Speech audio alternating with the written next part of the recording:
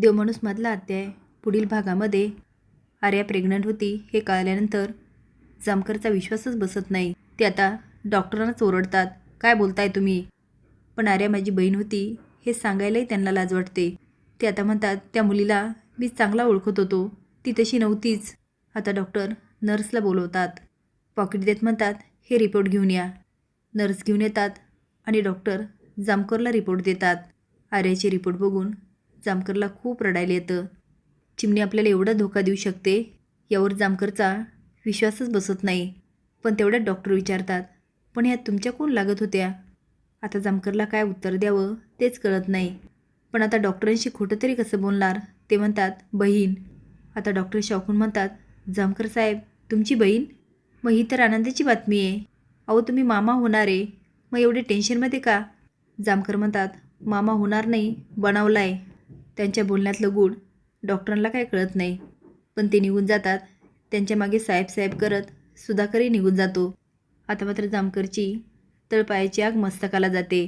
ते म्हणतात, गोपाळ नावाचा टेलर, फडतूस माणूस आणि चिमणी याच्या नादाला लागली. मला या माणसावर पहिल्यापासून संशय होता, पण गावकऱ्यांनी देवमाणूस म्हणून मला काही करू दिलं नाही. त्या फडतूस माणसाची एवढी हिंमत झाली की त्याने माझ्या बहिणीवर हात टाकला. इकडे मात्र फुलाबाईचा कार्यक्रम काय संपत नाही. ती म्हणती, लाले गोपाळ तुम्ही आज लई छान दिसताय. मला असं वाटतं आपण सगळ्यांनी मंदिरात जावं आणि देवाचं दर्शन घ्यावं. गोपाळ म्हणतो, आई त्याची काय गरज आहे? फुलाबाई म्हणते, गोपाळ अरे असं काय करतोय? चल की रे, तुमची पहिली संक्रांत. लाली म्हणते, अहो आत्याबाईची एवढी इच्छा आहे तर चला की. आजी म्हणते, जा जा, एवढं पाप केलंय. देवाच्या पाया पडल्याने झालं तर झालं कमी, डोके फिरलीच सगळ्यांची. आता मात्र लाली आणि गोपाळसोबत सगळेच मंदिरात जातात. झुंजार दोघांचे फोटो आणि व्हिडिओ काढत असतो. फुलाबाई म्हणते, लाली गोपाळ देवाची पूजा करा. लाली म्हणते, होय आत्याबाई, चला हो. खरं तर गोपाळला आर्याच्या बॉडीची विल्हेवाट लावायची असते, पण काही केल्या फुलाबाईमुळे काही तो सुटत नाही. त्यामुळे त्याची आता खूप तगमग चालू असते. सुधाकर म्हणतो, साहेब माझा तर विश्वासच बसत नाही की आर्याताईसोबत गोपाळ होता. तुम्हाला सांगू साहेब, पहिल्यापासून मला तो आवडत नाही. अहो तो घरी परत आला ना तेव्हापासून काही ना काही घडतंय आणि आमचे आप्पा सारखे त्याला पाठीशी घालतायत. त्यांचं तरी काय चुकतंय म्हणा, हा गोडच तेवढा बोलतोय. पण साहेब आता काय करायचं?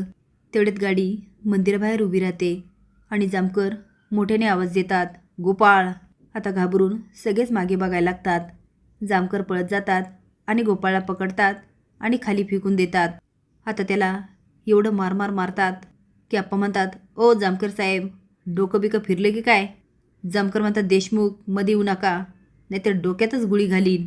यानंतर जो काय गोंधळ होतो. आता गोपाळ स्वतःला देवमाणूस म्हणत आणि इमोशनल करत गावकऱ्यांना भडकवण्याचा खूप प्रयत्न करतो. पण आज मात्र जामकर कुणालाही मोजत नाही.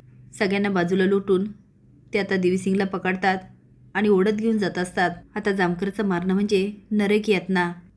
ते आता निघून जातात. लाली म्हणते, आता काय करायचं? या जामकर साहेबांना काय कळालं?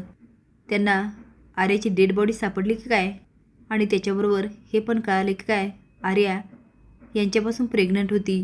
जामकर साहेब एवढे चिडले म्हणजे त्यांना नक्कीच काहीतरी हाती लागलं. अरे देवा, आता यांचं काय होणार?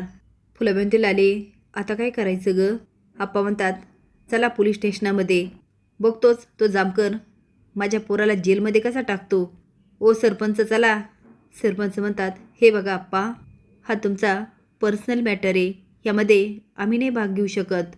जिते आणि मंग्या म्हणतात, ओ सरपंच कसला पर्सनल मॅटर? अहो आपला देव माणसाचा मॅटर आहे. सरपंच म्हणतात, मग तुम्ही जावा. आता मंग्या आणि जित्या पण घाबरतात. जित्या म्हणतो, नाही म्हणजे गेला असतो, पण अजून माझं लग्न नाही झालं ना. त्या जामकर साहेबांनी जेलमध्ये टाकलं तर मला मुलगी कोण देणार? मंग्या म्हणतो, होय रे, माझं पण नाही झालं. आता मात्र एक एक करून सगळेच अंग काढून घेत असतात. आता बघूया जामकर देवीसिंगचे काय हाल करतो. तुम्हाला काय वाटतं? आता लालीचा खरा चेहरा सगळ्यांसमोर यायलाच हवा का? हे कमेंट बॉक्समध्ये नक्की सांगा. नवीन अपडेट जाण्यासाठी लाईक आणि सबस्क्राईब करा. धन्यवाद.